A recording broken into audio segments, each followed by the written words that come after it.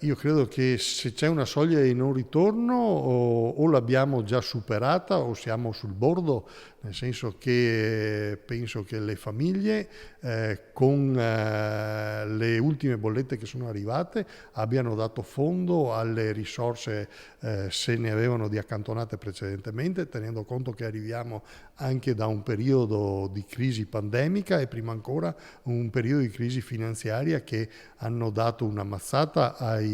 salari. Il quadro è impietoso e in rapido aggiornamento e non potrebbe essere altrimenti vista la rincorsa dei prezzi trascinati dal caro bolletta, inflazione record e salari al minimo storico con Treviso che in fatto di retribuzioni perlomeno regolari arranca, 1.400 euro al netto delle ritenute lo stipendio medio nel Veneto e nella Marca, 300 euro in meno rispetto alla media nazionale. Certo bisogna capire i contorni del nero ancora diffuso, più in generale sui salari servono misure urgenti.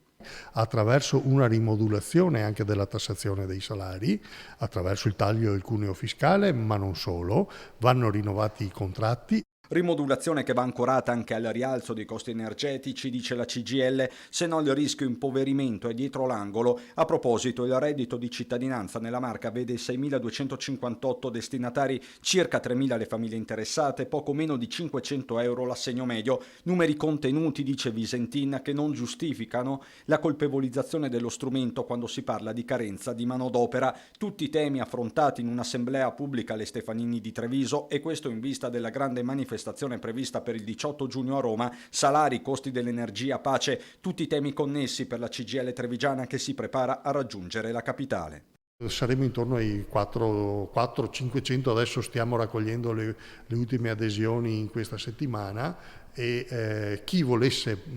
unirsi alla comitiva lo può fare rivolgendosi alle nostre sedi e saremo ben lieti di fare un tratto di strada assieme.